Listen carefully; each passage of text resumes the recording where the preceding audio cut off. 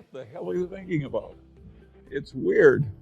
And what's happened, of course, is that we're standing a bit for some combination of basic morality and sturdy common sense. And it's amazing how well Berkshire Hathaway and the Daily Journal, for that matter, have succeeded with nothing more than basic morality and sturdy common sense. But of course, when people talk about common sense, they mean uncommon sense. Every time you hear that somebody has a lot of common sense, it means he's got uncommon sense. And it is much harder to have common sense than is generally thought. Let me give you an interesting example. In the investment world, people, it involves an enormous amount of high IQ people trying to be more skillful than normal. It's hard to imagine another activity that gets so much attention. And weird things have happened. And years ago, one of our local investment counseling shops, a very big one, they were looking for a way to get an advantage over other investment counseling shops. And they reasoned as follows. We've got all these brilliant young people from Wharton and Harvard and so forth, and they work so hard trying to understand business and market trends and everything else. And if we just asked each one of our most brilliant men for their single best idea, then created a formula with this collection of best ideas, we would outperform averages by a big amount. And that seemed plausible to them because they were ill-educated. That's what happens when you go to Harvard and Wharton. And so they tried it out, and of course it failed utterly. So they tried it again, and it failed utterly. And they tried it a third time, and it also failed. And of course what they were looking for is the equivalent of the alchemists of centuries ago who wanted to turn lead into gold. They thought if you could just buy a lot of lead and wave your magic wand over and turn it into gold, that would be a good way to make money. This counseling shop was looking for the equivalent of turning lead into gold. And of course, it didn't work. I could have told them, but they didn't ask me. Now, the interesting thing about this situation is that this is a very intelligent group of people that's come from all over the world. You've got a lot of bright people from China where people tend to average out a little smarter. And the issue is very simple. It's a simple question. Why did that plausible idea fail? Just think about it for a minute. You've all been to fancy educational institutions. I'll bet you there's hardly one in the audience who knows why that thing failed. That's a pretty ridiculous demonstration I'm making. How can you not know that? It's one of the main activity of America, an obvious and important failure. Surely we can explain it. You have to have stayed awake in your freshman college courses to answer that question. But if you ask that question at a Department of Finance, at a leading place, the professors wouldn't answer it right. Now I'm going to leave you that question because I want you perplexed. And now we'll go on to another issue.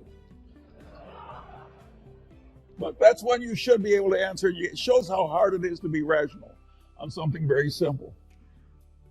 How hard it is, how many kind of crazy ideas people have and they don't work. You don't even know why they don't work, even though it's perfectly obvious if you've been properly educated. And by the way, my definition of being properly educated is being right when the professor is wrong. Anybody can spit back what the professor tells you. The trick is to know when he's right and when he's wrong. That's the properly educated person. And of course, they're frequently wrong, particularly in the soft sciences. In fact, if you look at a modern elite institution, it's fair to say that a lot of the faculty are a little crazy. It's so left-wing now in the humanities. And it's very peculiar. That's another thing. Why should 90% of the college professors in the humanities be very left-wing? I leave that question for you too. But it happens. Now, at a place like Berkshire Hathaway or even the Daily Journal, we've done better than average. And now there's a question, why has that happened? Why has that happened? And the answer is pretty simple. We tried to do less. We never had the illusion we could just hire a bunch of bright young people and they would know more than anybody about canned soup and aerospace and utilities and so on and so on and so on. We never had that dream. We never thought we could get really useful information on all subjects, like Jen Kramer tends to have. And we always realized that if we worked very hard, we could find a few things where we were right. And the few things were enough, and that was a reasonable expectation. That is a very different way to approach the process. And if you had asked Warren Buffett the same thing that this investment counseling did, give me your best idea this year, and you just followed Warren's best idea, you would find it worked beautifully. But he would try to know the whole, he would give you one or two stocks. He had more limited ambitions. I had a grandfather who was very useful to me, my mother's grandfather, and he was a pioneer, and he came out to Iowa with no money but youth and health, and took it away from the Indians. He fought in the Black Hawk. He was a captain in the Black Hawk Wars, and he stayed there, and he bought cheap land, and he was impressive and intelligent and so forth. And eventually, he was the richest man in the town and owned the bank, and highly regarded, and a huge family, and a very happy life. And he had the attitude, having come out to Iowa when the land was not much more than $1 an acre, and having stayed there until that blacktop soil created the modern rich civilization and some of the best land in the world. His attitude was that in a favored life like his, when you're located in the right place, you just got a few opportunities if you live to be about 90. And the trick in coming out well was seizing a few opportunities that were your fair share that came along when they did. And he told that story over and over again to the grandchildren who hung around him all summer. And my mother, who had no interest in money, remembered the story and told it to me. But I'm not my mother's natural imitator. And I knew Grandpa Hingham was right. And so I always knew from the very first, when I was a little boy, that the opportunities that were important that were going to come to me were few. And the trick was to prepare myself for seizing the few that came. This is not the attitude they have at a big investment counseling thing. If they study a million things, they can know a million things. And of course, the result is almost nobody can outperform an index.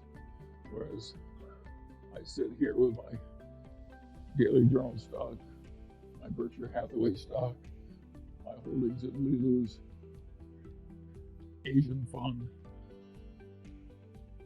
my Costco stock. And of course, I'm outperforming everybody. I'm 95 years old. I probably never have a transaction. And the answer is I'm right and they're wrong. And that's why it's worked for me and not for them. And the question is, do you want to be more like me or more like them? The idea of diversification makes sense to a point. If you don't know what you're doing, you want the standard result and not be embarrassed, well, of course you can widely diversify. Nobody's entitled to a lot of money for recognizing that because it's a truism. It's like knowing that 2 and 2 equals 4. But the investment professionals think they're helping you by arranging a diversification. An idiot can diversify a portfolio, or a computer for that matter. But the whole trick of the game is to have a few times when you know that something is better than average, and invest only where you have that extra knowledge. And then if you get just a few opportunities, that's enough.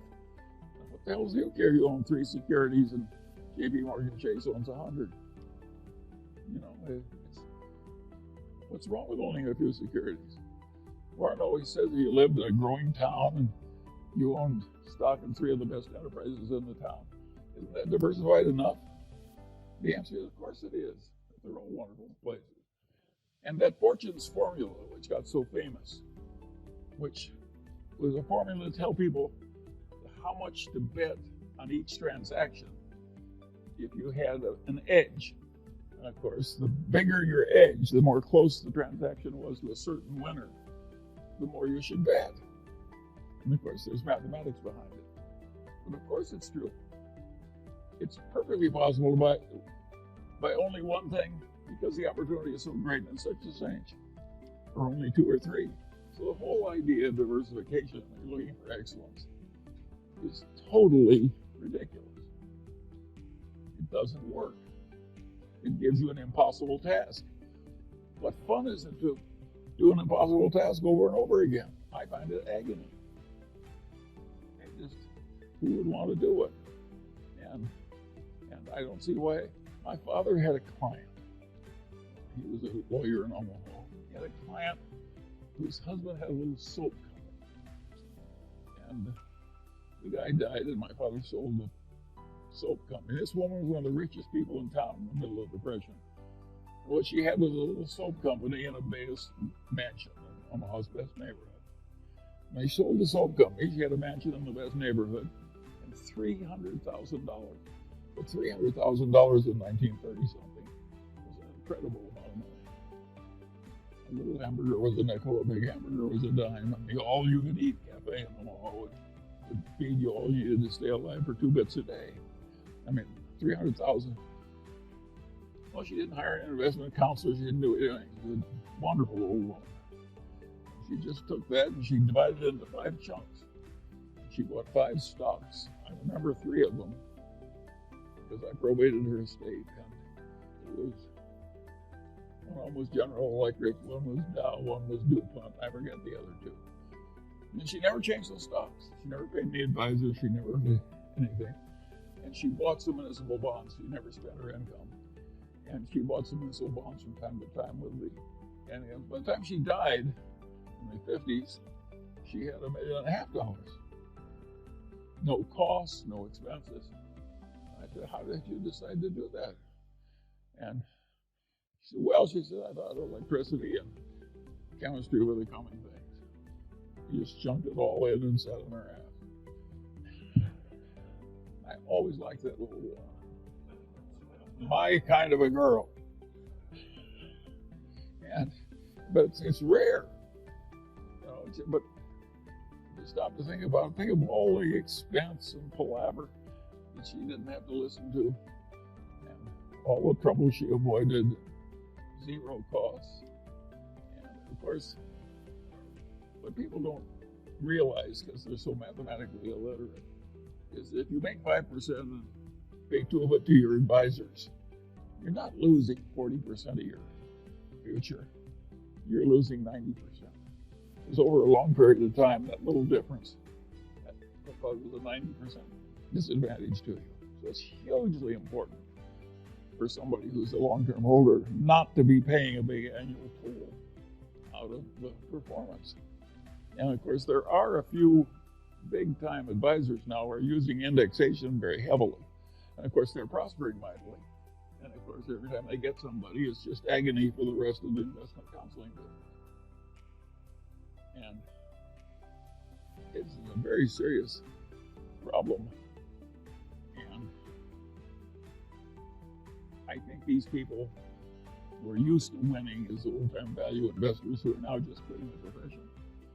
That's a very understandable thing to do. I regard it as more noble than staying and, you know, playing along with the denial.